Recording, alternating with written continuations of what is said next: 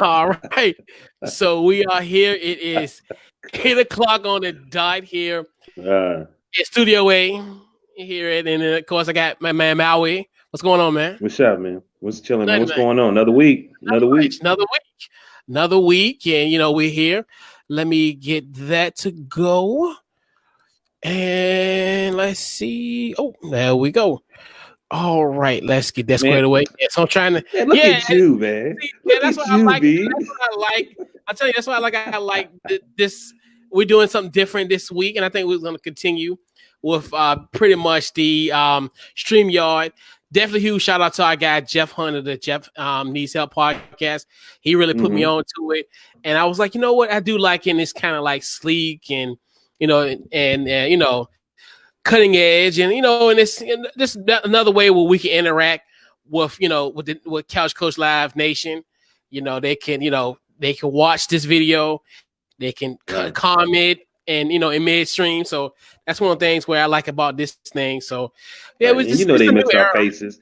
You know Yeah, they yeah, missed the faces, man. yeah, They missed the $1 million grins. right. You know. And you can see our facial expressions as we talk. So that's perfect. Right. It'll Right. align with how we talk.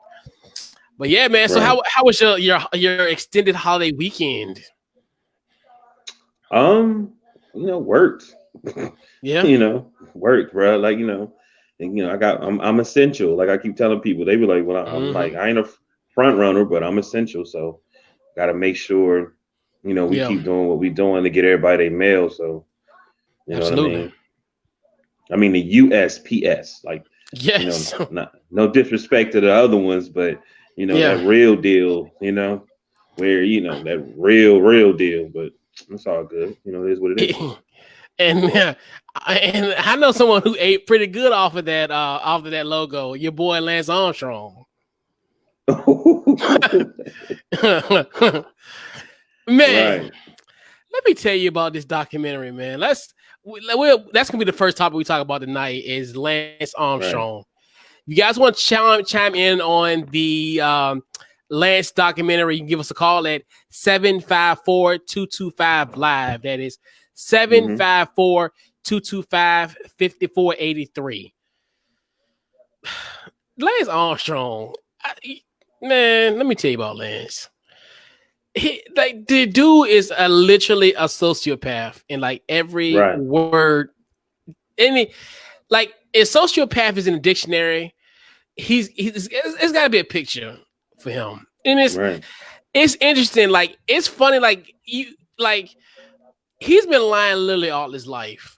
Like they even talked about a story when he was 15 years old and essentially lying to get in triathlons at 15 Right. years old.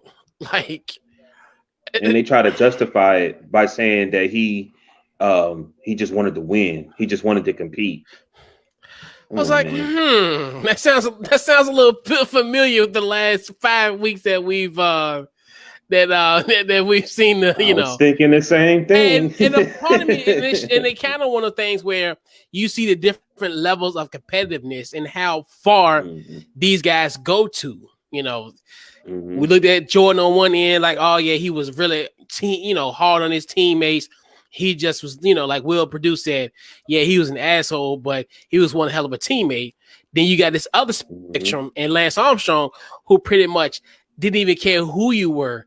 If you was in his way, he was gonna throw you under the bus, and he was gonna lie his way to get what he needed to get. Well, I didn't really get a chance to watch the documentary. I watched like clips, and I got a Yeah, question for you. I had seen that there was a subject about his father. They said his yeah. stepdad. He got his stepdad's last name, and so what was the situation? Was his dad? Did And the his dad funny have the thing, competitors also? a part of me, I didn't. It's funny because I kind of fell asleep on that part, which is weird. I was Okay. like in and out. So the whole father Okay. dynamic, I didn't really get into that, like talking about it. But Okay. but the whole thing, I think what I really like kind of is when he moved to Texas, and that's when like kind of all it started. I feel like I was going like back Hmm. and forth.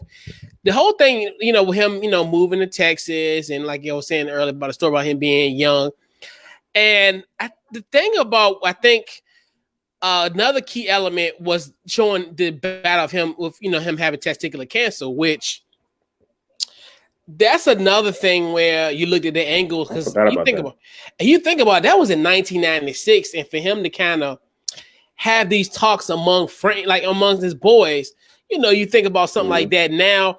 It's probably a little bit more eased now, but more you think about 24 years ago, and and how he was just, telling his friends about it, and just about just the pain, and kind of how I wouldn't say in essence he kind of ignored it, and then to a point where he was like coughing up blood to a point like as if, like you said, he was getting stabbed, like it was like a crime scene. It was so much blood that he was coughing out.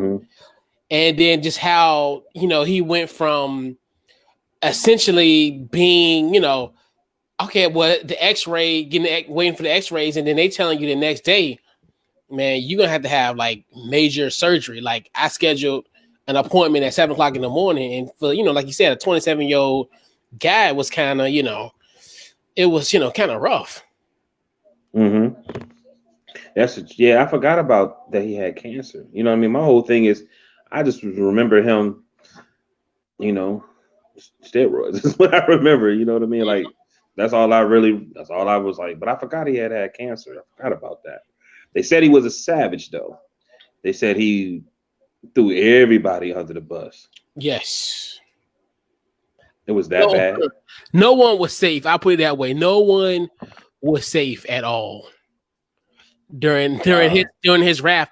And what was funny about all of it is that essentially he tried to play it as if like he's this, like he was the good guy. He was, he was front running, and he was the guy that essentially you were like, okay, well, yeah, man, he's, he's genuine. He's, he's the face of cycling, which in a weird way, cycling really didn't have that type of mystique where, cycling was just, okay, yeah, that's just a whatever. It's just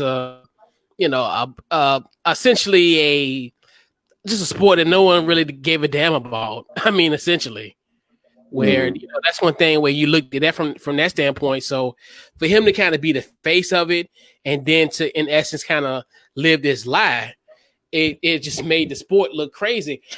And another thing too, where a part of me is like cycling kind of created this monster, because they even talked about a scenario where he was taking he was taking, I forgot what it was called. It was like I think it was cortisone, and that was like one of the banned substances for the cycling, the UCI.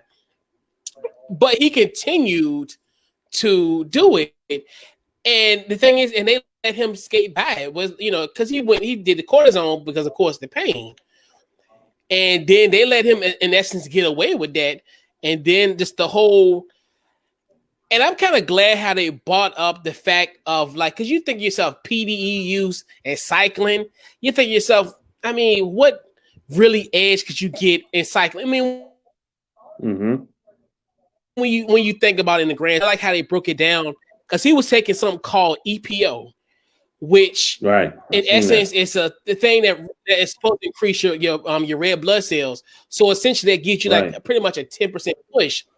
And then you think about the track of the Tour de France and all those type of races that he's in, and that's endurance.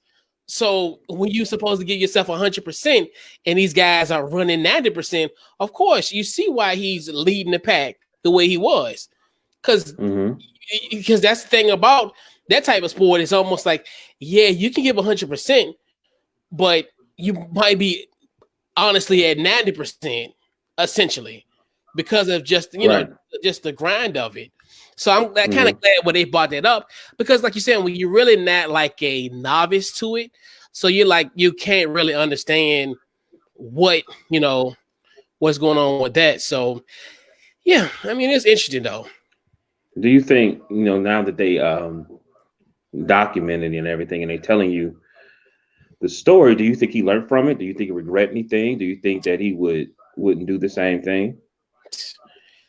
Lance Armstrong, I mean, I already know the answer. He would do it 3 times in 4 lives. He'll do it if he had 3 lives to live. He'll do it every life he's lived. That's That's him. crazy. You know what I mean? And That's just who he is, huh? right. And it's funny because we love transparency. Mm-hmm. And it's just like he was being real. I mean, you can't be mad at it. We always look for our athletes to be transparent, even though he kept it real. I mean, that's all I can say about it. Well, as far as current day, as far as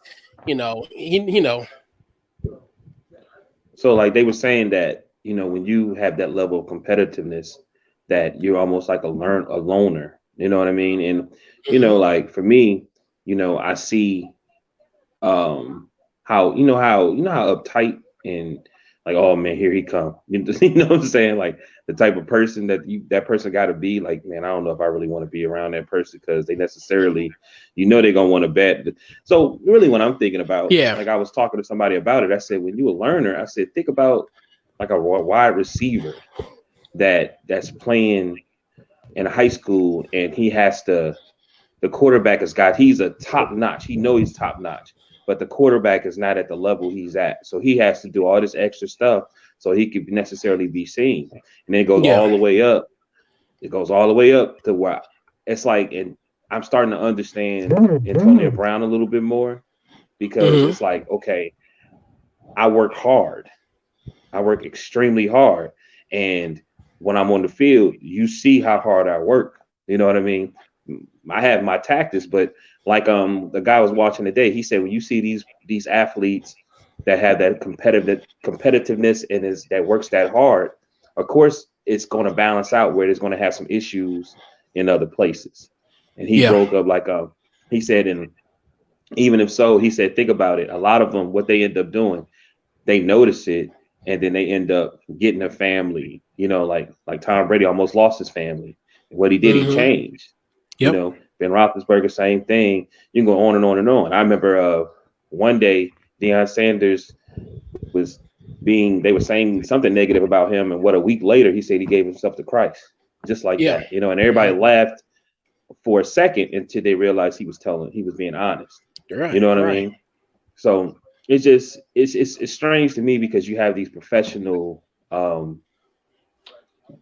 these media guys that are professionals been around. It's like they act like they've never seen this before. But then you see somebody like a Lance Armstrong that's like, even Michael Jordan, like, you know what I'm saying? That's how I was.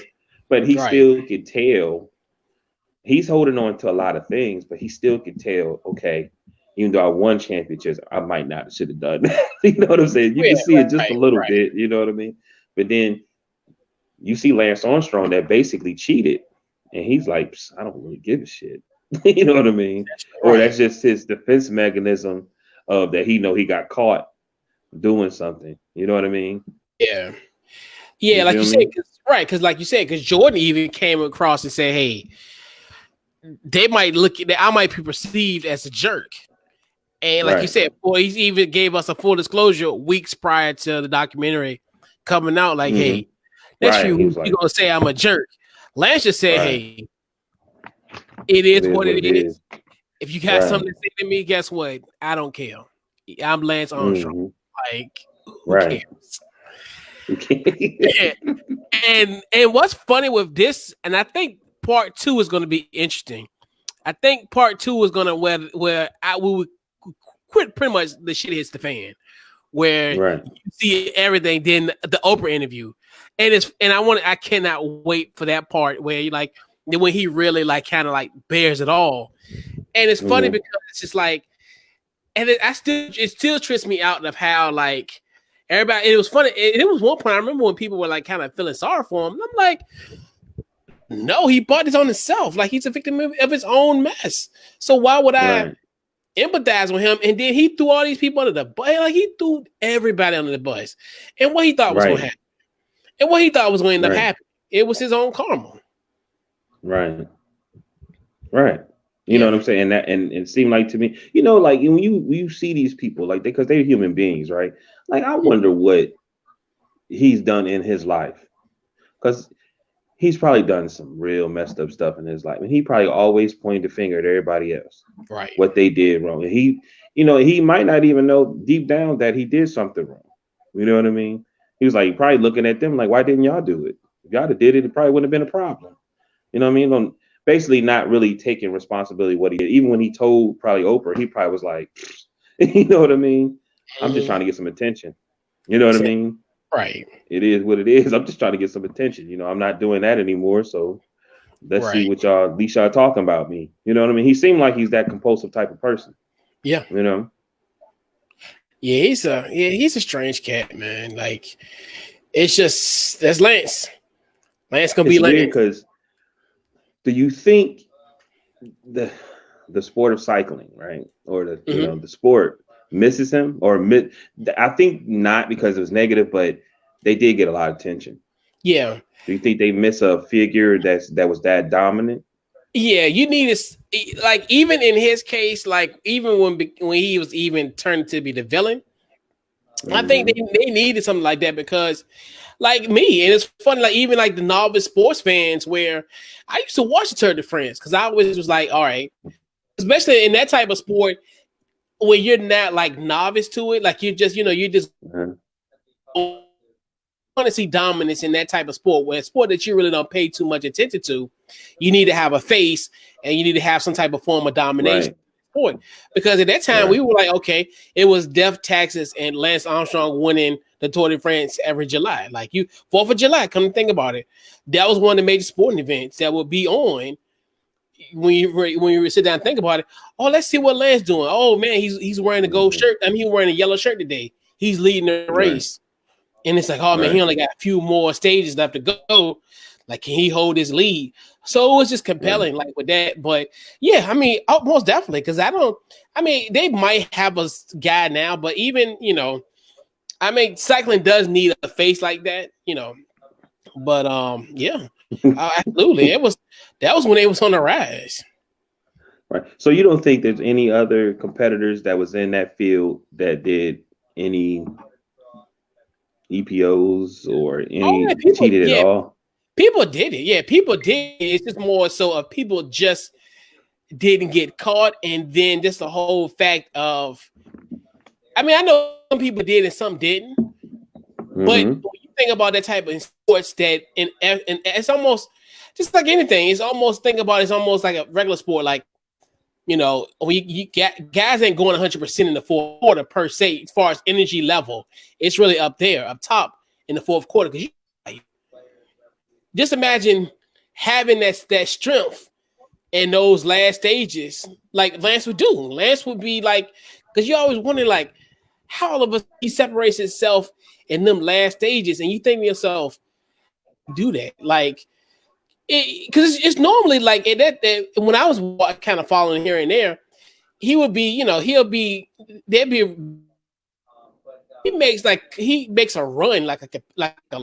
You think of yourself, now you think of yourself, okay, someone's behind that. Because Lance, I mean, he would dominate like to a point where you're like men among boys. Like, I mean, especially at the ending stages of the Tour de France, you're like, how does he get like that type of separation? Yeah, he's riding backwards and everything. Like, that's how I felt. Like, yeah, especially like, because honestly, because I want to say, I don't remember when they normally end like around like mid-July or like late July. And I remember he would make a run like maybe a few days before the last day. He's separating himself from the field like gracefully, and it's just like, and now you see, yeah. They probably was like, oh man, he cheating. Like, man, you think he cheating? Yeah, he cheating. Come on, man, look at that. Like, you know what I mean? Oh, they all know, and they all know, right? They all knew. But why don't you say something? Why don't you say something, man? Look at the TV crews, man. Like, you got women and they getting all this, all this attention. We ain't never got this. You know what I mean? So, okay, we just gonna ride this horse as long as we can until it's some reporter or somebody said, okay, they put the story out there, and then that's when all the questions, people start questioning more. Then you sitting there looking like, and then you getting blamed for everything, even though everybody else knew about it. But they gonna blame you. You the scapegoat, right? Yeah, and man. I'm hoping it's 30 for 30. I ain't gonna say that. Yeah, I hope he puts some real information out there. Oh yeah, no doubt. And I think that's what's going ultimately going to happen, where you're going to really see him kind of, you're going to see the fall from grace next Sunday, essentially. I mean, you're seeing it here. Of course, even part one kind of was the beginning of the demise, but now you're going to see how everything. And I don't know I don't know if it was in the preview or whatever, because like he said, I was LeBron, I was Michael Phelps, I was at that level where I was beloved, and it just went boom that quick. So I think I don't know if it's in the trailer or if it's going to be in part 2 or it didn't even make the cuts, but for him to make that parallel was like he was right. I mean, it was something at that time. He was revered. He was that guy. Like he was untouchable. Like he was a legend. When we're looking at as far as beginning of the 21st century, he was that guy. But yeah, man. See, the episode 2 gonna be interesting. I'm this time I'm gonna record it. I'm not, if I do fall asleep, I will record it and then wake up in the middle of the night and watch whatever I missed. Right. But yeah, man. I feel you. Yeah, man. The Last Dance drained you. You ain't recovered yet. But what's so funny? Now it comes on ABC on Saturday nights now. What comes on ABC? The Last Dance. It comes on ABC. It's gonna come on. Episode 1 and 2 came on Saturday at 8:00. So episode 3 and 4 coming on this Sunday at 8:00. What do you think I'm gonna be doing? It's already gonna be dark. I want to sleep. No, I'm gonna watch. Man. I'm watching episode 3 and 4. Why not? Why? You've seen it. We already know. And then I'm gonna binge watch it. Hopefully, before 4th of July weekend. So I had 3 days off. I watch all 10 episodes. I hope it comes on July 1st, please. I might even take off that Thursday off, just for the hell of it. Oh my God. Binge watch it. Come on, man. It's called The Last Dance. Let it go. Let it go.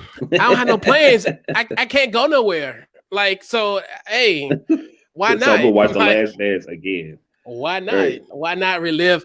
Why not spend 10 hours of your holiday weekend watching The Last Dance again? So how do you feel about, about Pippen being upset? I mean, to be honest with you, I mean, when you have a documentary that basically is executively produced by Dr. Jordan, you're going to be the only person who, most people are going to be upset. I understand where he comes from. I guarantee you, if it was a Scottie Pippen documentary and it was just him and him alone, MJ would be pissed. Everybody be pissed.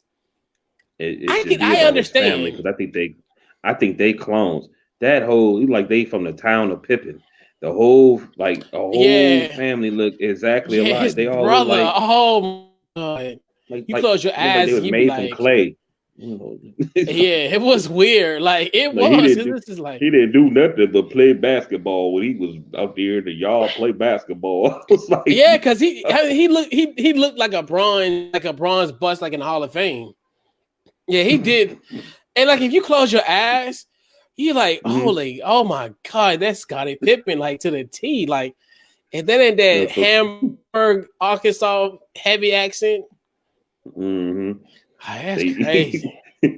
Remember when they was talking about the beer? He said, "Ain't nothing wrong with drinking a cold beer." He mean that it's okay to drink. I was like, man, why you filming us? I was like, what? Right. And that's the crazy thing about it all is I would be, I can understand where he comes from.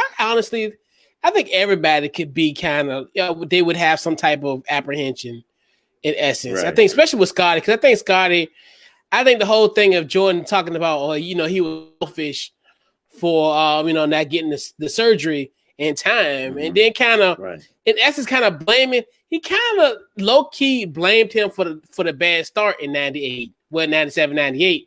Because he's like, well, I told you that. I'm just doing it by myself. Yeah, we talked about that. We taled about that first. Yeah, I told you that a couple of years ago. I was literally talking about that year when they was losing a lot because Mhm. the rest, I think Rodman was having problems. That he came back, but Pippen was upset. He was actually hurt.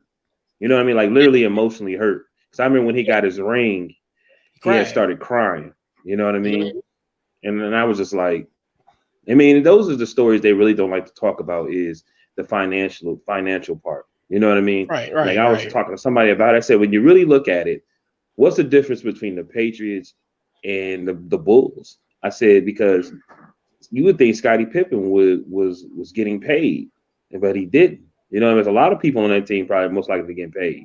You know what I Right. mean? But they was able to somewhat still stay together. So you know what I'm saying. So it's just like the Patriots. The Patriots really didn't pay out. Like they played Gronkowski. You know what I mean. Mhm. But was Tom Brady really making the money that he should have? I'm sure somewhat. But the rest of the team really didn't get paid. Yeah. And that's a thing where you look at it from that standpoint. You're like, yeah, I would be pissed. I mean, I would be a little apprehensive to, Right. for that documentary because I mean, who created it? Who's the EP of that? Essentially, I mean, MJ, and then of course, Look. yeah. Who's your favorite character? Not character, but person through the whole Last Dance. Who was your favorite one? Um, Bes- hmm. Besides MJ.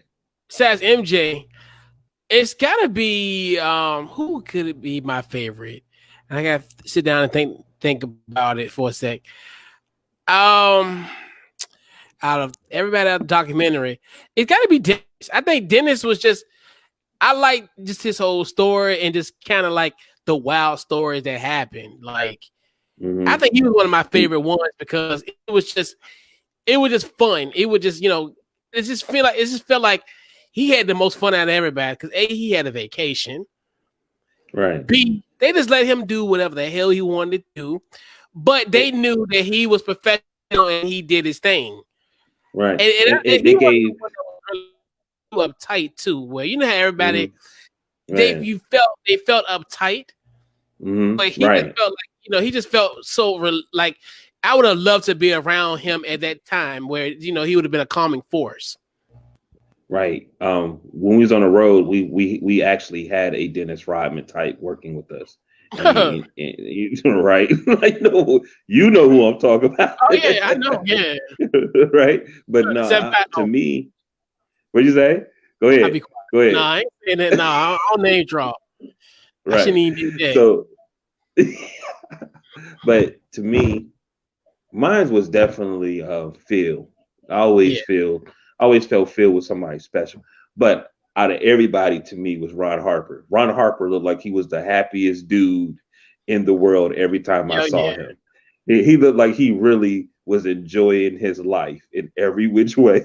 He every time you saw him, he had nothing but a smile on his face and something positive to say. Even when he opened up his beer, he was like, "Man, I don't even care." You Oh know what I yeah, mean? because Ron was doing his thing, man.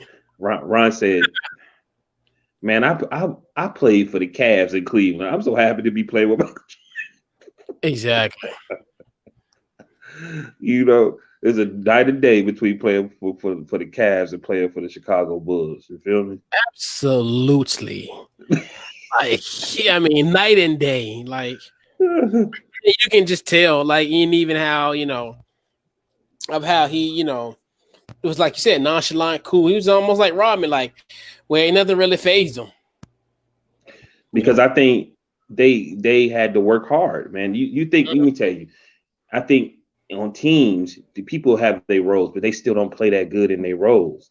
So you think Right, about when he played for Cleveland, all the extra stuff he had to do. Like Mark Price was good, but he was a liability on defense. Craig right, Elo was okay, but he was a liability. You know what I mean? What else? right, What right. could Craig Elo really do? And then you think of Dennis Rodman, same thing. He played for the Pistons. They won a championship. He go play for San. He's like, man, all I got to do is what I'm good at and what I love to do. I ain't got to do nothing extra. Right, You know, right. Ron And Harper. yeah, people. How many rings he get with LA with the Lakers? Um, He got one or two, right? I think. Did he play it on one? Had to think about that. I don't know. For some Uh, reason, I feel like he got two. I know he played in 2000. I don't know why. Yeah, Anyway. but yeah.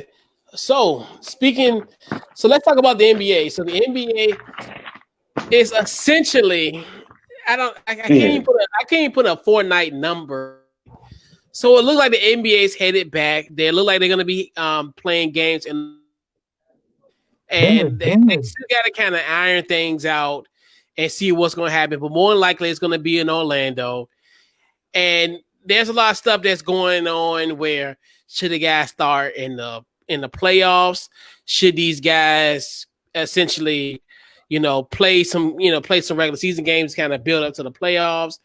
I've even heard doing playing games and essentially and non-playoff teams, guys that are at the bottom working to get a playoff spot.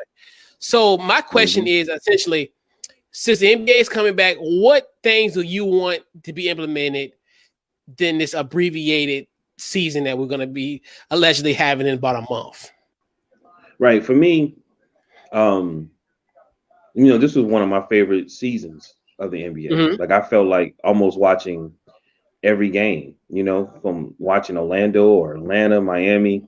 So I really do miss it because I watched almost every Laker game. But even if I was waiting for the Laker game, the way they was making all these different moves and watching the teams, it just seemed like anybody can lose even with the Bucks. Like I told you, the Bucks had lost, I think 2 games or one game, and the dude sat the whole starting 5 down, and he started the bench. So to me, it was like, okay, it's just a toss up. You know what I mean? Like it was just enjoyable to me. So, I don't know, man. Like I don't want to be. It's hard for me to. I just want to see basketball. Yeah, I'll tell you that. And I'm not really tripping. I'm being very understanding that it can't have no crowd, and I'm okay with that because I've seen basketball without crowds. You know what I mean? It ain't big time like we used to, but there's a lot of stuff that's going on now that it's different and we're not used to. You know what I mean? But if you can get just a little bit of it, I'm cool with that until we can get everything back to normal. So for me, I do. I don't know. A part of me feel like I kind of like the fact that they might be playing in Orlando and playing in Vegas or whatever. And I like the fact that it's kind of take you like you going to an AAU tournament. You know what I mean? It's interesting to me. It almost take them like they play. It's interesting to me. Like, you know what I mean? Yeah. Like to see one team you might be playing, them dudes might be in the stands watching them. You know what I mean? Like it's just it's going to have to me a different type of feel to it, a different competitive feel to me. It ain't too much of a show. Like if you like competitiveness, they're going to have to dig deep. They can't count on a crowd. We always hear about these wonderful games where all these dudes and these practices play. We're going to get that. You know what I mean? Or these in-house games that they would have in the gym or in people's houses, right? We're going to get that. But I do I know how close the teams that was like, especially in the West, between what I think it was 6 down to maybe like it was 7, 8, 9, and 10. I think the games are very close. You know what I mean? And I was saying like the ones that are not in the playoffs yet, or even number 8, maybe they should have like a tournament. You know what I mean? Because it's really different now. Like they were saying, you can't think about it like it's a regular season. You know what I mean? Like it was a portion that we were waiting for because we know teams are going to make a push. So I was saying maybe they should have a tournament with those teams. You know what I'm saying? Because I was thinking today, like, think about it. Is Clay back? I would think he's probably would be medically cleared. I mean, because he had injury in June. Right. Yeah. So that's what I'm saying. Right, you got what I'm going. Yeah. I was thinking, okay, you got Kevin Durant that might be whoever's medically clear, they teams do look different now. You know what I mean? Yeah. And I was like, man, you had a tournament, you might mess around and Golden State might end up being in the playoffs. You know what I'm saying? Yeah. Or just it was just a different look, different feel. But whatever they do, I just want to see. I would love to see basketball again. I know it's a lot of people who don't want to play. It's a lot of people who saying that if they don't like, some people saying that the teams that's at the bottom that they necessarily think is a waste of time for them to play. Yeah. So I'm putting my trust in Adam Silver. You know what I'm saying? Because to me, he stepped up and made that decision to stop it, and I think he still should be to take the lead. Like he can be able to figure it out. Yeah. And my thing is, and it's so funny. Dame is the perfect example because I've always been talking about this Portland and Washington dynamic where I think Portland is down 3. They out 3 out of the last spot in the West. And I think Washington's about. And those are the guys who I be thinking to myself, how does a Dame Lillards will react to it because in essence they're the ones who you want to come back and play like 10 games and don't even playoffs, which I get where he's coming from because like I do like the play-in thing, but a part of me is like, as a Bulls fan, I'm like, just count me out of the season. We got a new general manager. We get ready to fire Jim Boylan. Like, let's do the offseason now. I'm serious. Let's lose for LaMelo. At this point, we're losing for LaMelo. And I'm done. I don't want to be a part of going to Orlando and playing against Cleveland to get the 11th spot. And then we play Washington to try to get that 8th, that 9th spot. As a Bulls fan, count me out. Count me out. I don't even want these guys aboard a plane. I just want them just go to the Berto Center, get some few shots up, go home to your family, and just enjoy your summer. Your summer's over. Our season was over in January. Guys, enjoy your summer. It's over. I don't want to be a part of this mess. But I do I don't. Guys, enjoy your summer. Come to the Berto Center whenever you feel like it. It's not mandatory. Get a few shots up. Go home to your family. Eat well. Get ready for October or December. Just get ready for that. Let's win this draft lottery in August. Let's get LaMelo. And let's get the hell out of the way. Let's get the hell out of the way. LaMelo going to New York. New York want LaMelo. They don't need Melo. They don't need LaMelo. They all right. But I don't know. But part of me is like, I get it, but then a part of me is like I feel like Dame. Like if I think I'm not going to, in essence, but I'm going to play these games for nothing. And I can see, like, I'm talking about as far as the bottom feeders, which I'm just like, I see where he coming from because, I'm like, no, if I'm that bad, I'm like, especially with Chicago, like, they like got the 3rd worst record in the East. We shouldn't deserve to make no playoffs. We almost lost games.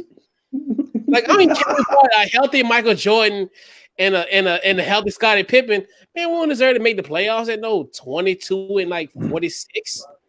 Like, no, like, right. And that's but this the thing. Like, But this the thing. The Last Dance just came on and it ignited everybody. Everybody ready to play. So if they bond in and coming together as a team, and if you could do like a little round robin, or a little playoff, or a little, a little tournament for them, 1 in, 1 out, or whatever, something like that, and they get a chance in, it might be different. It might be a different feeling. It's a toss-up year, man. And you think about it, you could do it where, if you lose, in essence, it helps your draft stock. Like, oh yeah, I mean, put my old tail on the court. I will tank. That's the problem with y'all, because y'all ain't trying to win a championship. Y'all just trying to win drafts. How you cannot win? We cannot win a 7-game series against anybody in this league. I mean, you don't think y'all could beat anybody in the East? Cleveland, Atlanta, possibly. but that's about it. I mean, we You might don't be think the Charlotte. Wizards? Y'all don't No. think y'all could beat I Boston? mean, we can. No. No. No. I don't think we can beat. No, we can't. Man, we can Boston even. is beatable, bro. Boston is Yeah, beatable. but yeah, not with this team that we got, and what's just going on with our team. And I think we're in shambles. Like we're at a point where we just got a new general manager. We get ready to get rid of the coach. It's to me, like I said, for us, summer's over. I mean, summer started. Summer started March 11th. So you don't Like get to be our coach, Jason Kidd. I don't know. A part of me they're saying Adrian Griffin might be our coach, which because I think our new general manager got a good relationship with Adrian Griffin. Adrian Griffin, he's been like a assistant coach around. Matter of fact, he was one of our assistant coaches years ago. I don't know where he's at currently. He's somewhere. I think he's like the odds-on favorite to be the head coach. But who's to say? It's a fluid situation at this point because it's kind of one of the things where it's like we really ain't even supposed to really be talking about this type of stuff because in essence, the season's still kind of going on. So that's on really rumbling I've been hearing from it. But who knows? I mean, it could be somebody, current head coach who's in the mix and, we know nothing about. But that's the odds-on favorite. But who's to say? I mean, because the season's still going on. So, even who knows? But yeah, and I think that one thing I think that could probably gain steam is the 1 through 16 seeding. I wouldn't mind doing that in this particular case because you don't have to worry about home court advantage. So, okay, that's good. Can you explain that to me? Explain that to me. So basically, essentially, it's so the top 16 teams would make the playoffs regardless of the conference. So, matter of fact, I'm getting ready to pull it up. And matter of fact, shout out to our good friend Patrick Graham of the Say It Out Loud Sports. I'm about to pull up his Instagram profile because he had one. And because basically it's going to be, I'm going to show you the matchups. If I can pull it up real quick. Let's see. There we go. So essentially what they do is, so you know how you have like 8 teams out of the conference, East, West. So instead of all that, it's just going to be the top 16 teams. And it's going to be like one. So basically the first round to be like the first. So the number 1 seed will be the Bucks. So they'll play the Magic with the 16th seed. Then it'll be potentially. Well, I don't know. That wouldn't. They crush now. Magic nasty, B. Yeah, Magic nasty. That's what I'm telling you. They straight, but they can get dusty. No, I understand. But until the Greek Freak go to the Warriors, man, he ain't gonna win nothing. But I'm saying he'll beat Orlando like handily. The Lakers. So then the Lakers will play the Nets. That's a 2-15 matchup. Then 3. They just lost to them. That was their last loss. Yeah. And then the Raptors to be the 3 seed. They'll play the Grizzlies. So that's a 1995 expansion first round matchup. You got Ja Morant versus the defending NBA champions. Ooh, I'm starting to like this. Cal Lowry gonna have to pack back his lunch. Then then the 4 versus 13 matchup, you got the Clippers versus the Mavericks. That's interesting. That should be like a second round series. Like that should be interesting. And then in the 5th seed, the Celtics will play the 76ers. That'd be interesting, even though Celtics gonna take them. They just the Celtics. I think they're gonna crush. For some odd reason, disrespectful. No, because Philly disrespect themselves. Like they just get to a point where it's just like, I can't ever explain them. So then they should have never gave up their feud. I'm sorry. Go ahead. They shouldn't have got rid of Jimmy Butler too. I think that's what kills them too. Because it's funny because I kept on thinking they need a dog. They needed somebody who can finish games. Right. And Jimmy not being there, that's gonna hurt them. Because essentially they should have really, and honestly, I think they should have did whatever they could to keep him. I mean, they needed him. So then the 6 versus 11. That's interesting. The Nuggets versus the Pacers. That'd be interesting. That's an interesting matchup. And then the 7th seed would be Utah versus the number 10 seed Houston. That'd be interesting. Yeah. The one that's going to be, then I think this might be even though last, but definitely not least. But the 8-9 might be interesting. You got Miami versus OKC. You literally got two dogs, and Chris Paul versus Jimmy Butler and the Miami Heat. So that would be, and then you think about they would have a date with Milwaukee essentially. That's crazy. Miami, did Miami get somebody? Andre Iguodala. That's what I thought. Yeah, man. Miami. They were serious anyway. And then I think you said the Thunder, right? OKC, right? I don't think we really know how good. It's sad that we missed the time we missed because I think OKC was really becoming something special. You know what I mean? You was being able to watch them grow. They was becoming special. And then that's another thing where these two teams, and when you really sit down and think about it, they're like kind of two overachieving teams in the league. Mm-hmm. Where it's funny because we figure like OKC, this is a rebuilding year, and it's funny because we were like, oh well, Chris Paul will go to Miami so he can finish that to put Miami over the push to be that type of team. That's everybody was also in favor. Well, Miami's going to take on Chris Paul. They're going to get rid of him. And then look at what he's doing now. All-star level at this point at 35 years old. Mm-hmm. And this is supposed to be the team that was supposed to rebuild. And then it's funny. They're doing better now without Russell Westbrook or Paul George.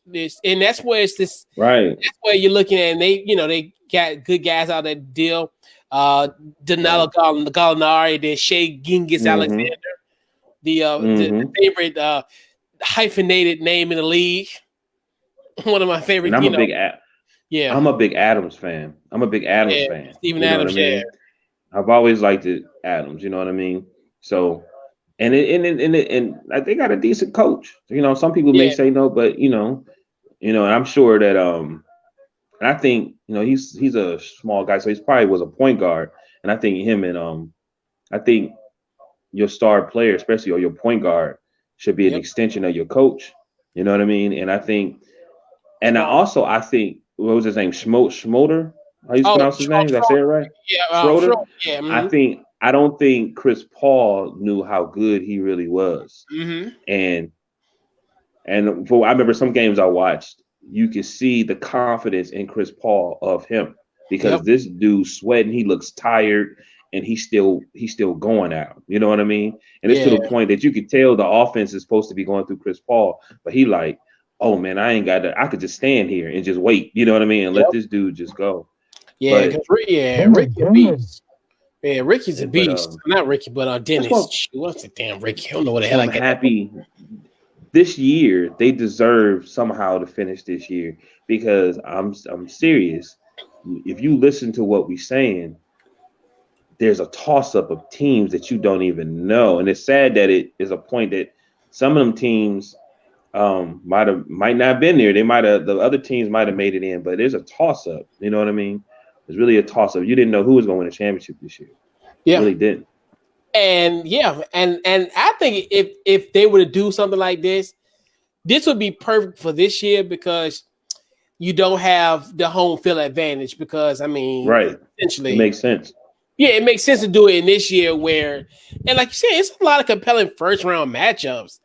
No telling like the second round to be. You think about it. You might have a Bucks versus a Heat or a Thunder.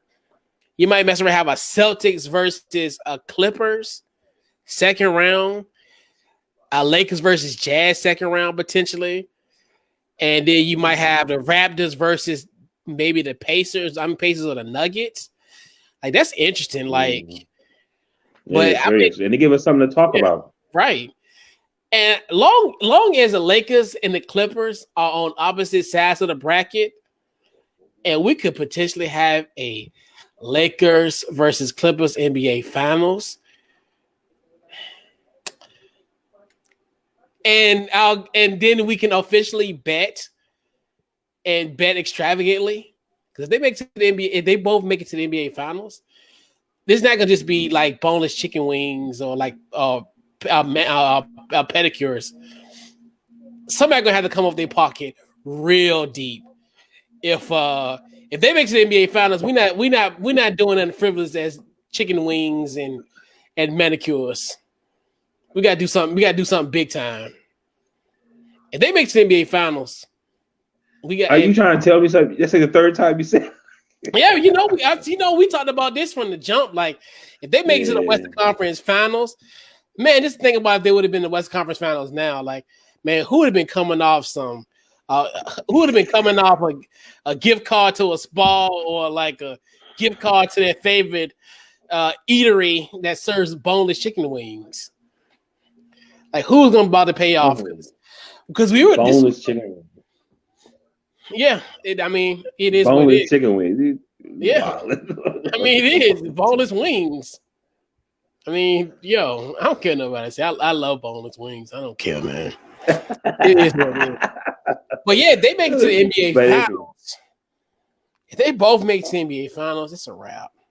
Like, right. I know the Staples Center will be upset.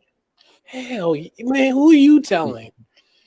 They'll be pissed. LA will be hot, boy. They'll be pissed. Like, how they playing in Orlando?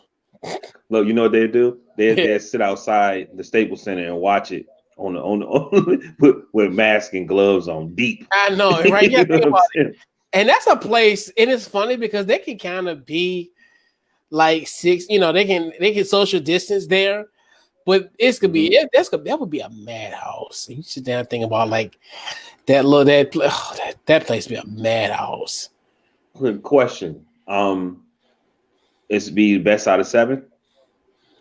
That's what they're aiming towards the series to be, the best of 7. So a part of me is like, and part of me having it like this too, you're gonna have more games in essence, and I don't think, and you don't have to do those ridiculous. Like, think about it. If like how some playoffs they start on a Monday, and then they don't play the next game until like Thursday. Right. They play the next day. Or 2 days, at least give them a day rest. So that's another thing too, where you're like, okay, well, this could work in everybody's favor. You don't have to worry about taking that. Oh man, I like it. And the part of me is like, if it becomes successful, could we do this type of situation where it doesn't matter? They want to anyway. Do everybody remember they were talking about having a 16-game tournament beginning at like in November? They were proposing it and having it before the All-Star game, and everybody was like, "What? What is this, college?" You know what I mean? Not thinking that this opportunity may happen, and it makes more sense to have it like that. You know that? It really do. To me, it makes more sense. Like you said, just automatically, it's no home court advantage, except for Orlando. All right, so we're back. Okay.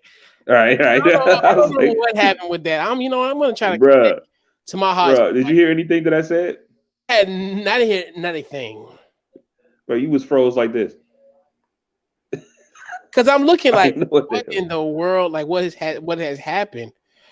But yeah, what you were saying before we got really interrupted? I was saying it makes more sense. Right. Just put a rubber band. Right? Put a Band-Aid right here. Yeah, but it makes more sense to have it, and they was already talking about it beginning of the year, and no home court advantage, but it would because of Orlando. But that don't really, ain't nobody really tripping off that. It just makes more sense. Like, I want basketball, but at the same time, I also want the human race to be safe. So I think it's safer if they could break everything down and have it safe. Now I'm, because Disney owned everything. Like I was telling somebody, Disney owned everything. So that's why they have it in Florida. They can lock everything down. They can move everything how you want, how you want it, and And truth be told, a place like that, they have the hotels, they have everything on there already. You know Property what on I'm the property. saying? On the property already. So they can even have their family. They could have everything right there. They could have a family and people they comfortable with. You know what I Mm-hmm. mean? And so it just look, the bottom line is you got to think outside the box. It can't be, Right. it's not the norm. You know what I mean? We got to hopefully rebuild it back to the norm. So Right. just keep taking, you might have to take a step. It seems like you're taking a step back, but you're not. You just less is more. That's So we small. just moving Yeah. forward, you know? Yeah. Because your boy, Hmm. you know your boy don't like it. You know your boy James Harden don't like it. I know why your boy don't like it. Why? 'Cause your boy want to, because you know our boy want to break out and leave and leave campus and do his thing. Hmm. You already know what that's about. Man, Oh, hey, he like, look, let's get eliminated today so I can fly out and go where I got to go. where you want to go? What you think? The boy, the boy strip club pimping, he do all that kind of stuff. I don't know. Your boy, and You you probably know, get it. and you know your boy be shooting his shots and going 100% in the inboxes and flying them out. And that's all of them. It ain't just on James Harden. I don't want to just single him out, Right. boy. And you Like we think talked and about you that think last that week.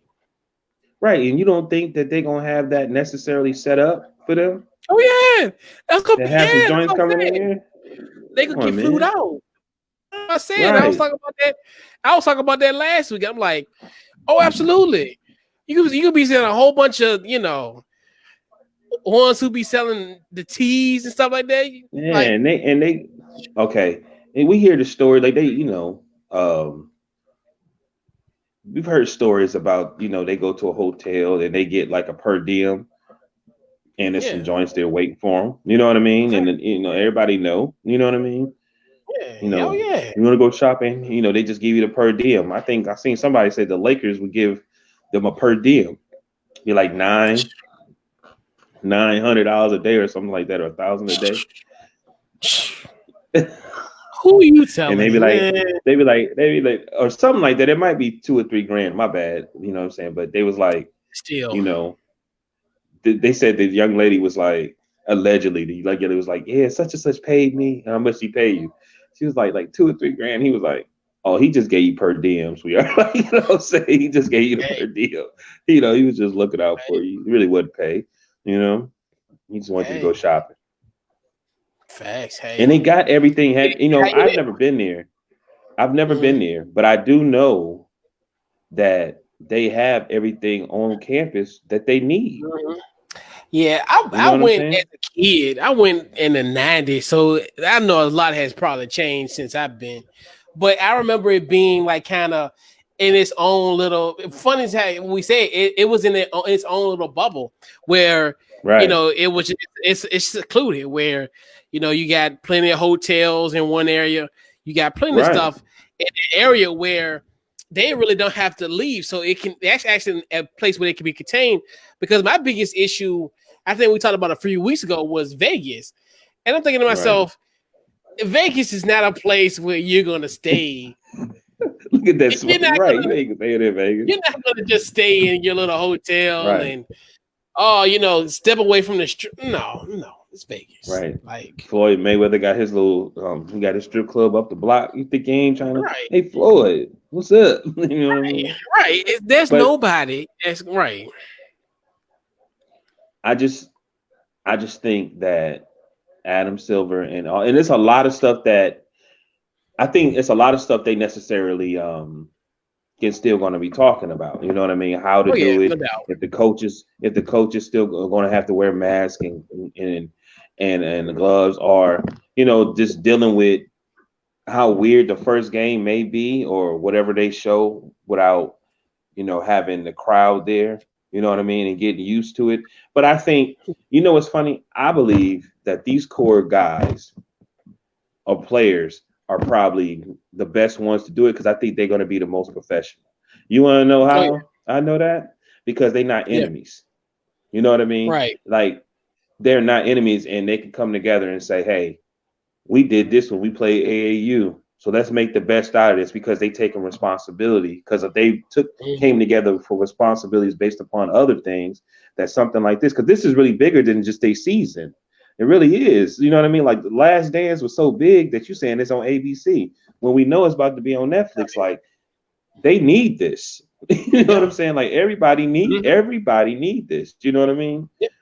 So Vital. as long as they can keep everybody healthy, I don't have a problem, and if the players is comfortable, I'm excited. I hope they do, and I would love to. You know what? Even if they do it like that, I don't even want them to do it regular. I want them to do 1 through 16. That sounds, you know what I mean? No, That sounds I like that wonderful. idea. I love it, and now it makes sense because of how they're doing it. It wouldn't have made sense if they had the regular season and everything was normal, but Right. this makes sense. Cinch, right. Do it that way. The other 14 of us, let us enjoy our summer. Let Devin Booker be with Kendall Jenner. Like just let us go home. Let us just stay home. Please. Listen to him. Let us get ready for this in the NBA draft. Just let's just don't even put us in the plans. Like all our bottom feeders, the other 14 bad teams. You know, let's just talk Let's about just what we've been through so far. Like you got to see a yeah, UFC fight, no crowd. yeah, Great, it was great. yeah, Then you got to see a NFL draft where they yeah, used they had to think outside the box, and it yeah, really you have to give them thumbs up. They got through it. yeah, It may not have been as perfect as they wanted, but they used what they could. So why would yeah, you think there's no Olympics? So why wouldn't you? yeah, Okay, let's just make this whole thing completely different. You know what I mean? Let's think outside the box. Okay, let's do this like this and make it 1 through 16. You know what I'm saying? Man, yeah, and get the documentary people ready. You know what I mean? Like, in the future, there'll probably be some money with this. That you know what I yeah. mean? Like it could be something big that one time. Like, cause ain't nobody really think. Are you really thinking about the year that they had the lockout and from two? I don't No. even remember that season. Right, and that's why like the whole thing with Shaq saying the asterisks. Yeah, it might be to this year, but nobody gonna give a damn. Like everybody's caring about basketball. There's other pressing issues that are going on. Like this Right. isn't Well, like this would be. we're not. Why would Yeah, you even say that though? I don't. I think that's ignorant. Why would you even say that? Like, you know what I'm saying? Bottom line is, at least they be able to put something on. on And just the TV. thing too, if you probably do your history, there has been. A matter of fact, there was a movie on Prime that they just put on Prime called A League of Their Own, and the reason they even made that about the women playing Major League, Oh yeah, even the reason they did that was because all the men was at war. So or they was yeah, like, you know what I'm saying? We need to come up with something because with so much revenue that they were losing. You know what I mean? yeah, So and I know it's up. I know it's way more times that things were so bad that they had to use um, some type of entertainment to calm yeah. everybody down. I give you another one. I was watching the James Brown movie, and he was in Boston, and they shot Dr. King, and they was rioting, Mhm. and he had to go up there and say, "Hey, man, look, what are y'all doing? Respect yourself." Yeah, Not in exactly. my voice, but in his voice. So Yeah, don't sit there and say, well, don't try to, belittle these guys because of what's going on. It's yeah. something. This is bigger than just them playing and winning a championship. This is also for us. People going crazy, man, because they can't do what they want to Absolutely. do. You know what I mean? Right, So if they right. could figure out a way to do it just to give us some type of entertainment, I mean, thank God for the Last Dance. You know Yeah, what I mean? yeah. I mean, It's goodness a gift that gracious. keeps on giving. It's a gift Right, that keeps on giving. right. So if we Shout the league can of think their outside own. about put this, what you say? Shout the league of What their you say? own. You know that was a classic movie, yo. Right. You know what I mean? Yes, that was I'm gonna classic. think of some more, but there's true stories where there was some type of sport or something happened that actually helped. I'll give you one. Remember the Titans? You know, all that crazy stuff that was Yeah, going on in Alexandria. The guy comes in, it was a big change. They made him the head coach, but the city was changing, so they needed yeah, something. You know what I mean? No, yeah. it may not be the same thing, but this is bigger than that. Like we kind of need it. You know what I'm saying? Big Kind time. of need it, and then makes it even more entertaining that you're doing something completely different. So I love the 1 through 16. That's great. Yeah, I think it gained traction. I mean, Yeah, I love it too. I like those matchups. They're They're great. great. I mean, I don't care You about can't East versus West at this point not because mm-mm. I never. And it's fun thing. For the best 16 teams in 14. You out the door. Like, get ready, get your summer ready. But yeah. So let's talk about a weird topic. So Reggie Bush. So Oh, Reggie Bush. Yeah. Shout out to Reggie Bush. Of right. course. Former Heisman Trophy winner. So he went on Playboy, and I'm going to just make sure that I say his words verbatim, because I do not want the Reggie Bush ESPN smoke. I don't want that. I don't want the Reggie Bush couch coach last smoke. So I am going to say what he said verbatim in the Playboy magazine. Mm-hmm. So essentially, this was a so he did an interview about they were talking to him about, like, as far as college athletes, and now the them getting pretty much getting paid now, not now, but eventually they're gonna get paid off their likeness. So he said, Mm-hmm. paying college athletes who don't get the proper guidance is going to destroy some people. So the funny thing about it, at first I was like, well, why is Reggie Bush got smoked with ESPN? But I failed to realize when I didn't read a headline, they said that Reggie Bush said college athletes shouldn't get paid. So I Mm-hmm. see where the smoke comes from Reggie Bush. Oh, okay. Okay. And at first, because it's funny, because I remember I got a notice on my phone yesterday, and I kept on thinking to myself, why the biggest beneficiaries of getting money was Reggie Bush? Like, why would the hell would he say something like that? But that goes to Well, show you, okay. like, how, yeah. So, but I understand where he's coming from with ESPN Yeah. smoke. I don't understand where he's Right. coming from next. I want to hear your thoughts first Right. before I proceed. Yeah. Okay. Okay. I'm happy he said it. Like, why wouldn't he, being the guy that he did take money? Um, why wouldn't he say some things like that? Like, he is a perfect person to tell. Like, why did you take money? You know what I mean? Um, Mm-hmm. I didn't. I looked at it like this. Like, you want to pay him. Well, I'm gonna answer what my perspective of what he said. I said, okay, these college kids are going to get most likely get some money, but if they're going to get that, they should be taught how to handle it. You know what I mean? It just should be things in there so when they go to the league, they be way more mature than what they are. I think it's way Right. better than a guy do a year in college that didn't have any money, and then he go in and then he like like cleaning. You know what I'm saying? Like cleaning when he Mm-hmm. went in there, he was already had a foundation. You know what I'm Yeah. saying? So he going at number 3, not even know he going at number 3, and then his signing bonus what 15 million, just Yeah. like that. You know what I mean? So that's Mm-hmm. life changing, bro. Like, you know what I'm saying? Especially if you come from nothing. You come from nothing. So Right. to me, don't you? I get tired of hearing these stories about these athletes, um, not saying they invested in these certain things and not really knowing how to do it. Where okay, we're going to pay you guys, but we also going to make sure you guys go to these classes, these places to be able to talk, understand contracts, understand investments, collateral, all these different things based upon how money works and how finances work. You know what I mean?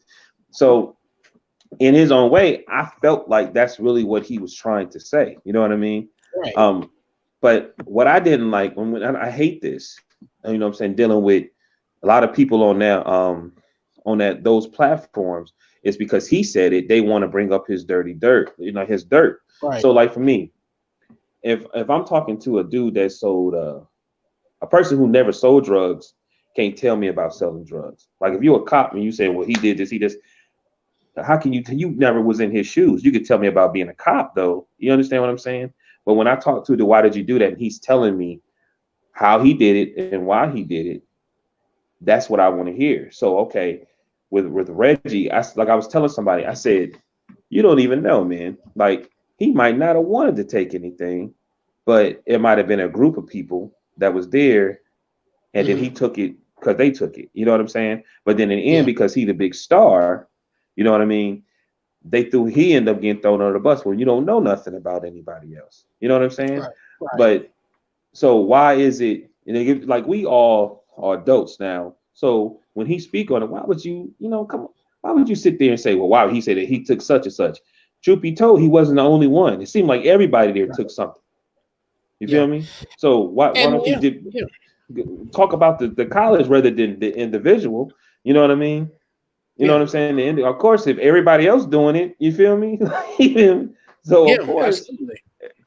everybody, I'm gonna have to take it too. You know what I mean? But anyway, that's how I feel about it. I hear what he's saying. It could be a dangerous thing. You know what I mean? Especially in the beginning, it could be dangerous. Now, as time go on, and it comes to norm, it might not be as bad. You know what I mean? Yeah. But if they are, if they're smart as a college, if you're gonna have these, okay, you're gonna give me this, but what else? Like, okay, but by you doing this, we want to make sure this, and that. So when you get into the league, or if you go to the league, or when you leave from here, you're going to be prepared in this way. Because some dudes may get a scholarship or may go play sports or whatever, and they may not make it to the league.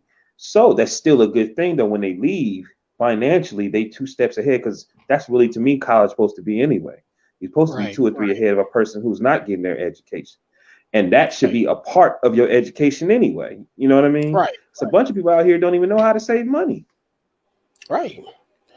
And it's guys, and it's his peers, NFL players who, and I look at, some of them live paycheck to paycheck. But the thing that killed me about all of this was, so I was watching, the 4-letter word, and essentially Paul Feinbaum, out of all people, he always got something to say, and it irritates my soul, because he's sitting there and talking about something.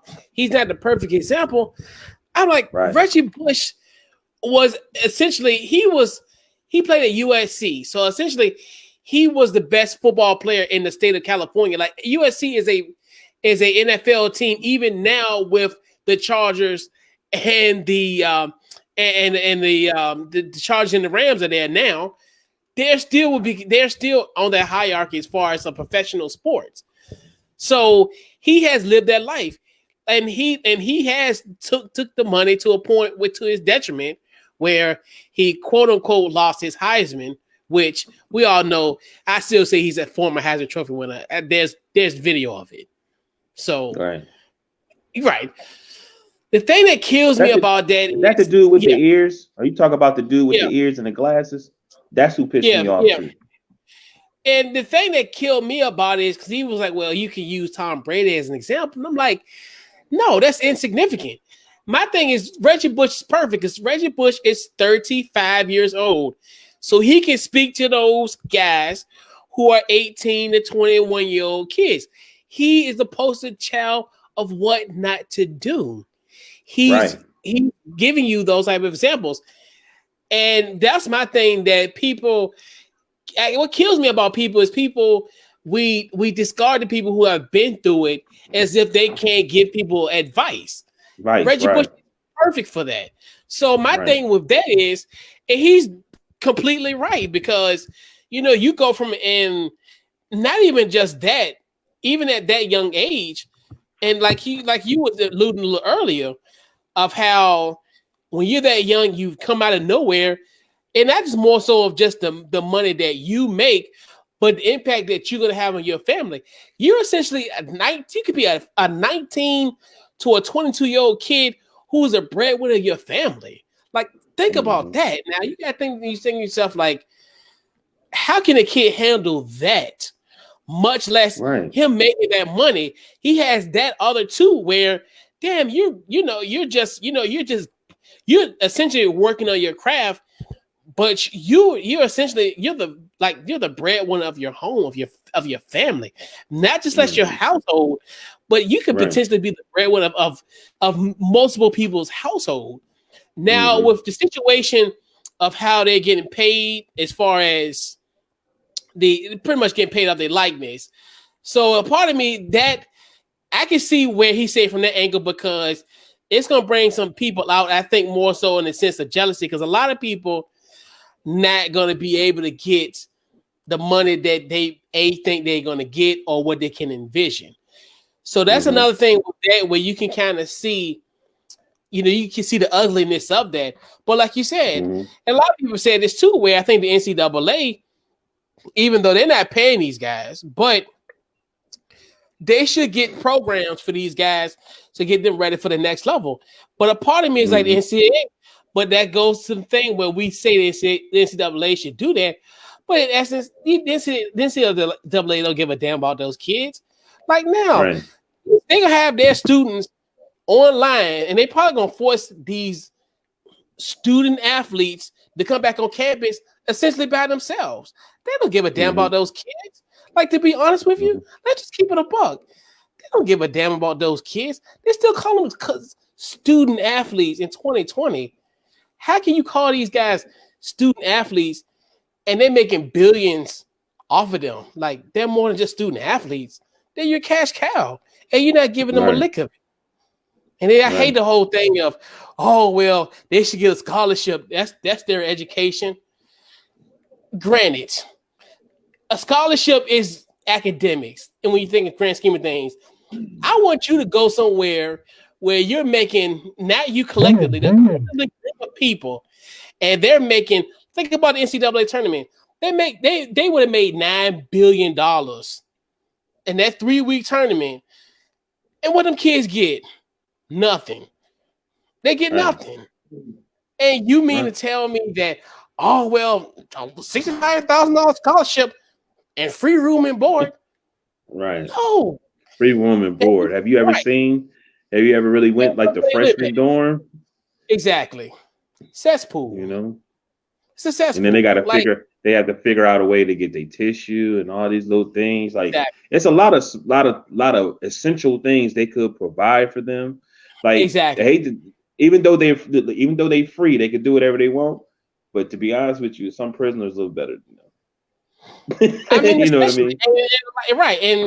And they're making so much money off these kids. And that's the thing where you're looking at now where you see the value of these sports. And not to talk about your area, but I seen some other day that University of Akron, I think they're getting rid of like 3 sports, 3 what they call non-revenue generating sports. And you're going to see that a lot where, especially when you see these, because in essence, football and basketball are really kind of holding the slack when it comes to these, non-revenue generating sports, because you look at, they draw the needle. They're the ones who are pretty much funneling, the funds for those, for those non-revenue driven sports.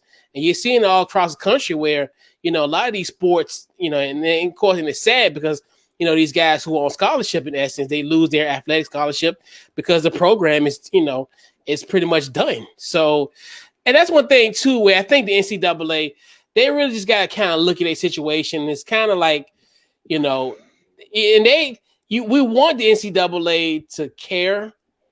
We want them to care. We want them to provide those type of opportunities for those guys. Look, they just like, look, you playing Saturday? Cool. Right. You leaving? You going to the pro? All right. Good luck. You can come back anytime you want to. Boy. Right. And there's examples, remember Maurice Claret, why he got upset? Yeah. You know what I'm saying? Because I think he wanted to go to a funeral or something like that. Yeah. And didn't he win the championship and he was hurt? Mm-hmm. Right? Yeah. You know what I'm saying? And even him, me and somebody else was talking, and he was getting gifts and he spoke about it. And spoke about he was getting gifts and look how they dogged him. But like him, he's changed his life around and he's moving forward, realizing what he did wrong. So why would you not want to speak to him? Matter of fact, you should want to bring him in and ask him the necessary questions of what he think that that should be done to make sure they'll be okay. Why would I not want to bring a Reggie Bush or somebody like that? You know what I mean? Right. That was at some of the top schools that came from, especially Claret. Claret came from nothing. You know what I mean? And when it was over, what did you think he went to? The stuff where he came from, and was worse because he lost it all. So mentally he was gone. You know what I mean? Right. And that's why I think people fail to realize, those are the ones who you really want to learn from. They're the ones that do as I say, but don't do as I did. Right. in essence. Right. Right. And I mean, this isn't Tyrone Bigum's going to career day. Like, come on now. Like, I mean, essentially, it's not. It's so Right. this. I mean, you know, that's why I never understand how people. That's the thing where, but I understand where Reggie Bush is coming from as far as the ESPN smoke, because initially, because at first I even seen a guy do a YouTube video talking about what Reggie Bush telling people he don't want guys to get paid. And I'm like, Reggie Bush saying something like that? Right. But That's then different. what happens is when you read, I learned that reading is fundamental in the last 36 hours. That Right. maybe you want to read before you kind of look at a post, you know, a title, you know, a title of a post. But but he's a perfect example. And like he said, you know, it's just one of the things where it's gonna initially everything is always gonna be some type of, you know, some type of resistance where I think, you know, there's a lot of people that are gonna be against it. But then I think when you see the effects of it, and then because these are really gonna honestly be innocent things. I don't think guys are gonna. You might have maybe a handful of people that are gonna make money, but most of these guys will just have enough to survive. It's not gonna be like $1 million deals. That's the basic thing. It should be enough to survive. But you know, at the same time, show them necessarily, because you already in somewhat like us being on the road, we had to figure out, we got paid well though, you know what I'm saying, to be on the road, to not to be, you know what I mean, but we still had to figure out how to buy our groceries, how you know what I mean, how to put a little money here saved, you know what I mean, and that's that's a part of college also. But they shouldn't have the pressure to ruin their career because people are buying them. Oh my God, buying them food and things of that nature. Right. Buying them food or getting a sandwich. And it's funny because I think I might have told this story, but I don't want to name drop. But it's one of my boys. And if he listen, he'll know it. He'll probably get a chuckle out of it. So he played football for a certain university. And his coach, it's raining now. It's raining. And all of a sudden, he's like, man, you know, coach, you gonna give me a ride? It's a violation. Like, you couldn't even get this man a ride in the rain. Like, that's crazy. That's what I say, and I'm thinking to myself, that's ridiculous. When you sit down, when he told me that, I was like, you know what? The NCAA don't give a damn about nobody. But the it's controlling. Make all these rules. They really just make rules to necessarily control you. To make, if anything fail, you come talk to me. You know what I mean? Right. Woo, boy. Yeah, that's crazy. Right. But and then another topic before we put a bow on this thing. So the NFL, they're in the owners meeting. They were, of course, it's virtually. They're not meeting. But so one of the things they were trying to propose is the instead of doing onside kicks, this is what they were trying to propose. So instead of doing an onside kick, you have an option to do a 4th and 15 on your 25-yard line. Your thoughts on that? Man, I ain't got no thoughts on that. I just want them to play regular football. They tripping. I want to hear your thoughts. I don't even want to. Some people say they like it. It just seemed like they just trying to make it. Why can't they just leave football out here like it is, though? Why don't y'all fix the officiating, man? Like, you know what I mean? Like, just let it, like, last year what happened, bro? You know how many teams didn't kick a field goal?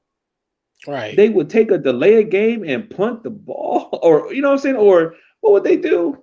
Was it something like that? Or they will punt the ball when they could have kicked the field goal? And then how many 2-point conversions? And you know what I mean? Yeah. I was like, and you could tell they're going by analytics and not really playing football that we know. And that was sometimes like some people should have just got the points. But they were rather, I don't know. You gonna think outside the box. Me, I don't know. Play football. Be like, Yeah. a part of me for a guy who roots for a team that's usually behind and kind of like low key bad on special teams. A part of me likes it. A part of me likes it because I think if you're in a situation and you got a hot quarterback and you go on 4th and 15, and like if I had Pat Mahomes, I probably would try it at least, give or take, even though they really don't trail a lot. But if I was Pat Mahomes, if I was like Andy Reid and I was with the Kansas City Chiefs, I'd probably do it at least like twice a year. I mean, to be honest with you, a part of me is like I like the idea because it's weird because when you do the onside kick, it has to advance at least 10 yards, and it's just and then like the conversion rates are bad. Like last year, I think it was like 12.7% that was converted. I think it was like I forgot how many.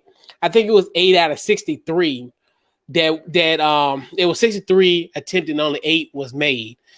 And I'm like, if it's more than if they do it and it's more than 13%, it's a success.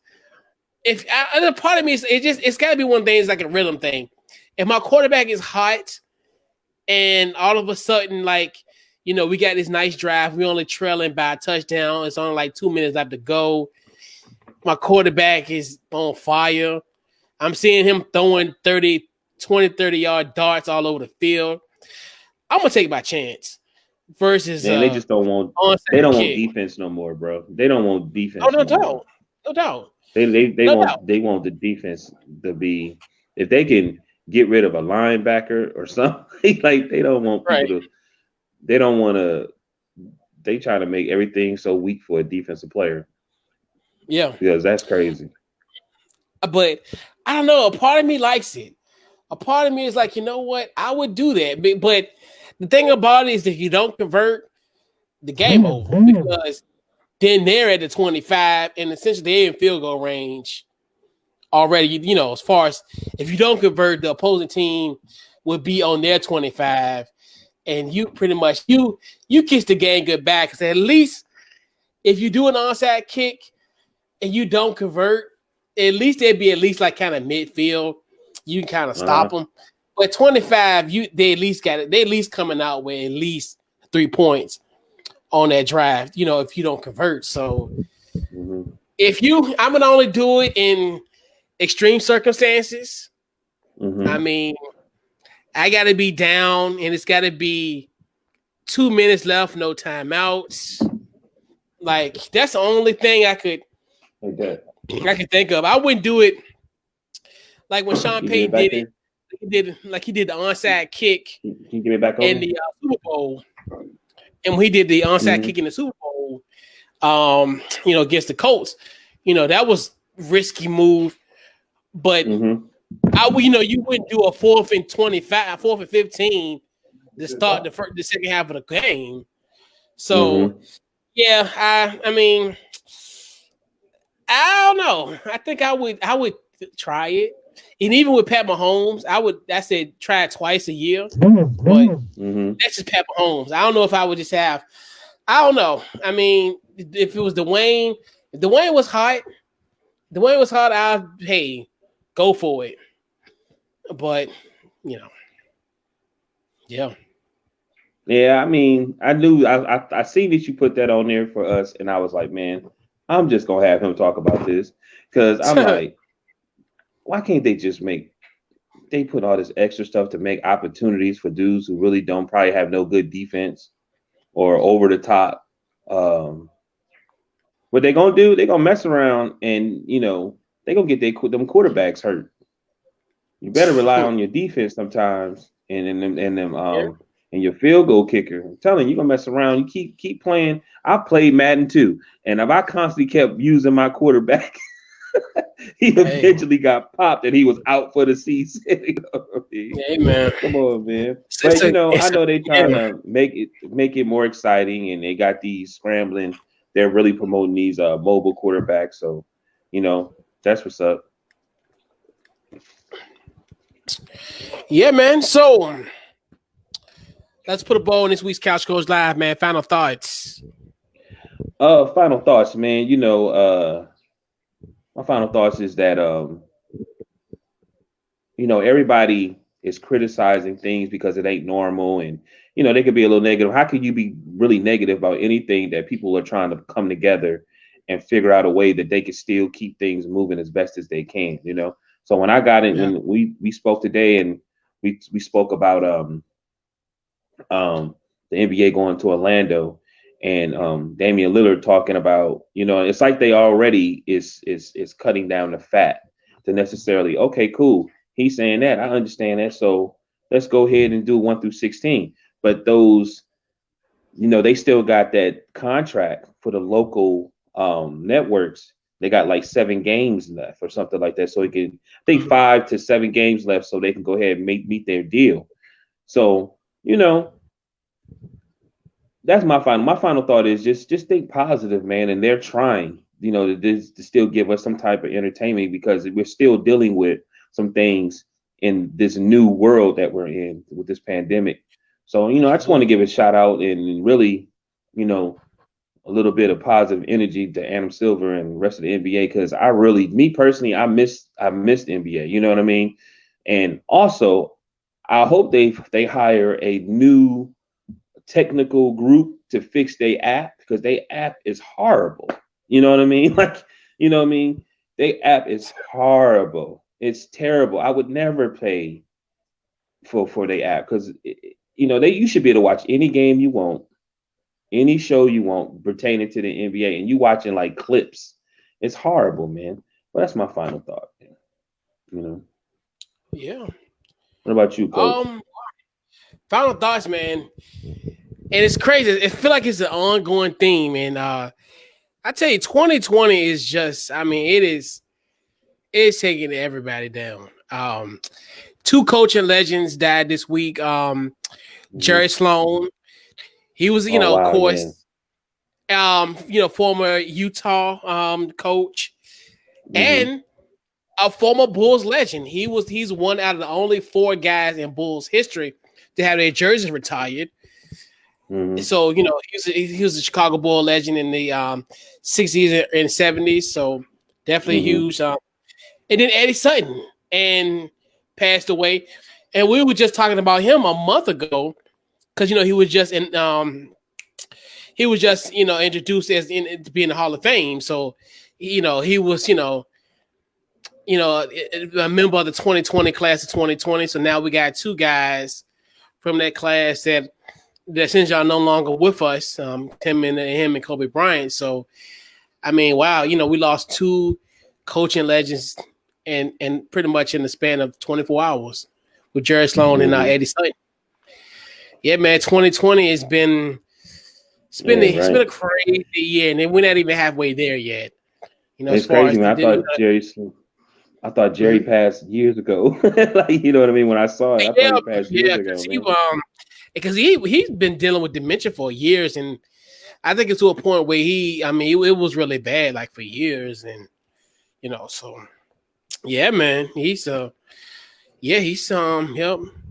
That was kind of not a shock, but more so it was kind of it's one of the things where you're like, and then because we talk about The Last Dance, and that's another kind of key component in The Last Dance, where you have a guy like a Jerry Sloan, the coach of the Utah Jazz at the time, during that documentary, and then kind of his tie to Chicago, which I was hoping they were going to implement, but I forgot. His EP is your boy, is my guy, so he ain't gonna bring up nothing like that, and that's rightfully so. It's his documentary. I'm not the executive producer. I would have loved that angle, but it didn't happen. I figured it'd be a situation where it's like his jersey's retired, and it's just like he's he a Bulls legend, but at this point he really didn't have nothing to prove as far as the hierarchy as far as Chicago Bulls basketball. So that's here and there, but yeah, man. So game ball. Oh man, game ball, man, is to my a guy that's like my big brother, James McGrew. His son just graduated. His name is Jaden Deshaun McGrew. I asked some questions about him. He's a 5'9" wide receiver, 155 pounds.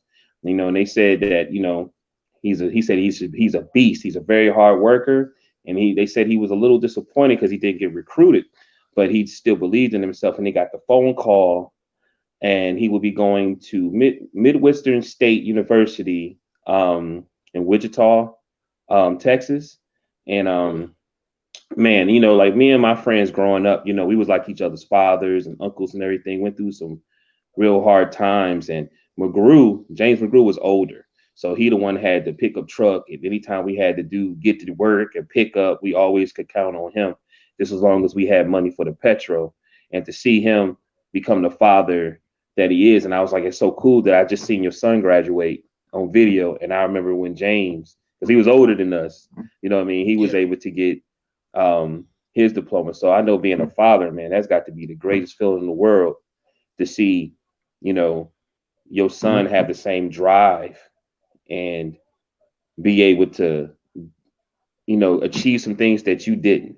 You know what I mean?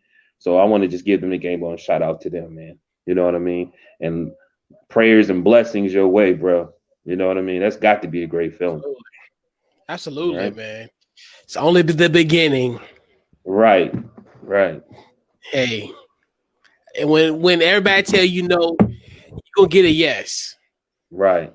That's the thing about it. That's a testament. That's a testament of consistency. Right. You get a million. What's crazy? Yeah. Right. What crazy is, I remember when I first started really being on Facebook more, I seen, because James was like,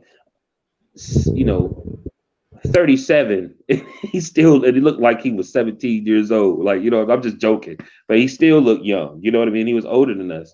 And I was seeing him. James McGrew could ball too, man. He was doing stuff like he had that Jordan thing. You know what I mean? Where he some of the moves he make, it was just a natural ability of he knew exactly what a rim was, even if his back was turned. You know what I mean? Yeah. I'm serious. And then he trained his son. You know what I mean? And that's got to be a great feeling that you see that you able to put that fire in them, and you see they have the passion, and you push them. You know what I mean? Without, go back to what we were talking about earlier. You know what I mean? Even with Jordan and Lance, one of the things with Lance, it took him to a point that it made him make some of the decisions he made. You know what I mean? But at the same time, he still ended up winning. He still ended up winning even when he was, before he was cheating. You know what I mean? But look at Michael Jordan. You know what I mean? His thing was he was always trying to get his father's attention. You know what I mean? And look where he's at right now. But, shout out to them. I like his middle name, though. It caught my eye. It's the name of champions. Yeah. Name of champions. Remember that. Absolutely, man. But yeah, man, testament, man. Hey, million people can tell you no, but that one yes can get you wherever you want to go. Just keep grinding. Right. So my game ball goes to a stadium. I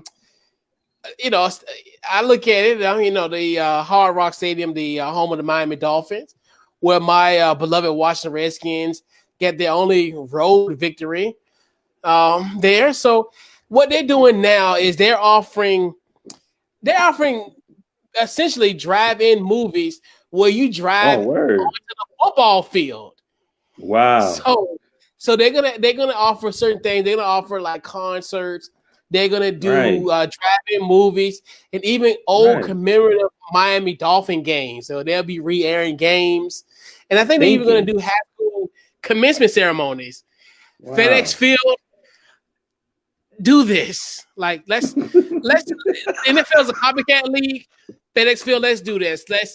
Let's do a drive-in where we can watch the 2012 Dallas versus Cowboys versus Redskins in 2012 to win the NFC East.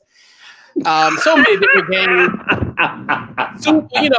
All the Super Bowls it passed. From the when we beat the Denver Broncos in San Diego, we were down 10-0 and Doug Williams went Doug off, Williams, yeah. and you know, and Well, that's Art Monk.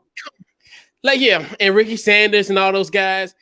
Let's do this, Washington. Let's become the second NFL franchise where we are going to allow fans to drive. Like, that's so cool. Just think about that mess. Like, yo, as a fan, like, I can pull up to the stadium and drive my car in the stadium.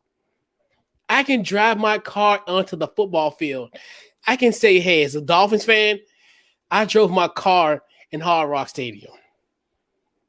The same way they just had a Super Bowl.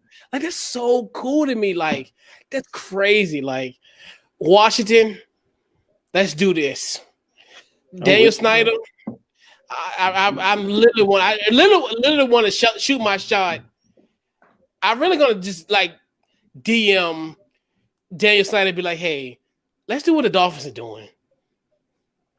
Like, I'm real. I love that idea. I would take that. It's great. And that's what I love it. I love it just as much. Like, I'm not a Chick-fil-A guy. I told you I'm not a Chick-fil-A guy, but I'm gonna tell you something. I love the simple fact that they said, okay, there's this pandemic. We gonna keep this moving. We gonna I don't know about you, but like I told you in where we live at, it's one of the worst areas to have a Chick-fil-A. And the line looked like DC traffic when you pull up, and we getting our food in like 7 minutes, bro. I go to a Mickey D's and it's 3 of us, and we in line, and I'm like, "Oh, could you pull up front, please? We gonna bring you sandwich." Like, you know what I'm saying? That's crazy to me. Thinking outside the box, man. I mean, you got it there. You might as well use it. You know? Yeah, I mean. Right, you gotta think about that. Because all you got to do is connect it. You can connect it to some to a radio station or something like that, so they can hear it. You know what I mean? Wow. Yeah, and that's the thing, right? And that's why, like, you know what, the Redskins, man, we gotta be second in line. You know, that'd be good though. Well, you know, it's kind of bad and it's bad up there though, B. Yeah, it's bad up there. It's supposed to probably be one of the worst places. They you know what I mean? So, but anyway, that's smart though. That's what's up. I stay in the car. That's what's up. And you know what's so cool about that service is, so that you can order food online, and they'll bring it to you. So they'll bring it to your car versus, you know, everywhere else where you gotta walk and get your food. They'll bring it to you. Oh, so I like that idea. Yeah. So that's a huge shout out to the Dolphins in Hard Rock Stadium. Wow. Yeah. Congratulations, man. I love that. I love when they think outside the box like that. It's like that's not. I was just talking to my little girl about that. Like, something happened and she was getting, and I was like, look, and put our heads together. Let's think outside the box. Let's fix this. You know what I mean? Right. And when that happens, with communication and all that, then you see something blossom out of from nothing. You know, that's great, man. I mean, like, you know, like, I remember when we went on the road and we went up to Kent State. We all worked in Kent State. There was a drive-in theater there, bro. I remember that drive-in theater and my mother's deuce and a quarter. No lie. We pulled up and turned to the radio station. You know, it was one of those pushed in and the you know what I mean? And it was Grease with John Travolta and Penitentiary 2. You know what I mean? I remember that. You know what I mean? And I thought it was gone. I thought it was, you know, that was 1980. I thought it was gone. And it's still there. We got one in Goochland. They got one in Goochland, and I think they playing Grease. And I really? That's interesting. Yeah, man, I was like, that's interesting. Yeah, you know. But it should be more than that. It should be more of that. Right now, it should be more of that. It should be right. Man, it should be more of that. Right. All kind of stuff, right. All kind of movies, you know. Yeah, it should be more of that. It's fields, right? It's telling you it should be way more than that. Right. Did you say? Yeah. I know. Yeah. And it's be creative and like different types of genres, you know. Certain people like certain kind of music, like classical movies and, you know, those black and white movies. No, it's different types of movies.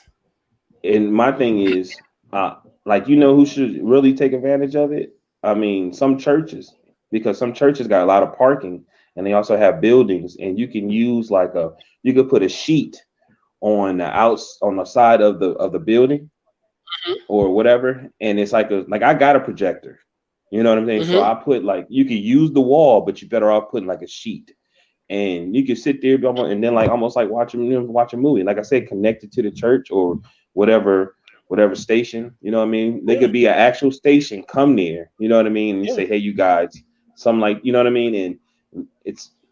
And it gives people who in the house just want to get out the house, you know what I mean? Yeah, and you can take a nice little young lady with you. Right. Y'all with the mask on, and gloves. Lamar, you know what I'm saying? Lamar right.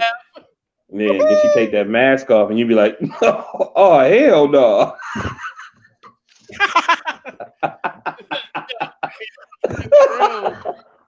Yeah.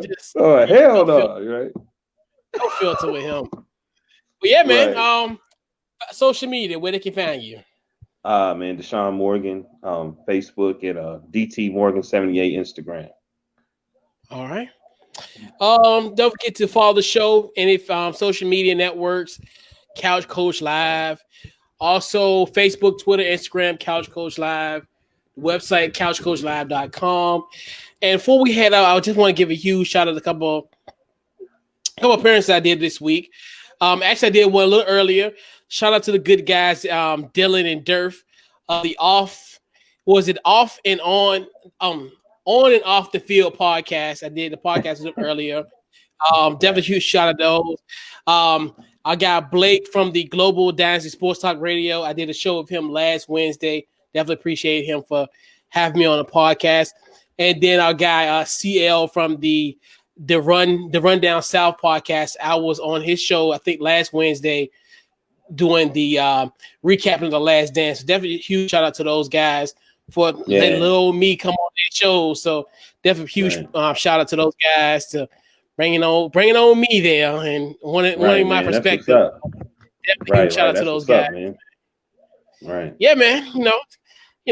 Good way of putting the show on the map. The little internet that came from 1011 East Main and just making its way throughout the world. So right. Yeah, man. Right. Yes, indeed. So for Maui and Coach, man, this has been Couch Coach Live. We'll see you guys next week. I hope everyone loved this new format because I'm definitely digging it. And we'll catch you guys next week. All right, you're welcome. All right.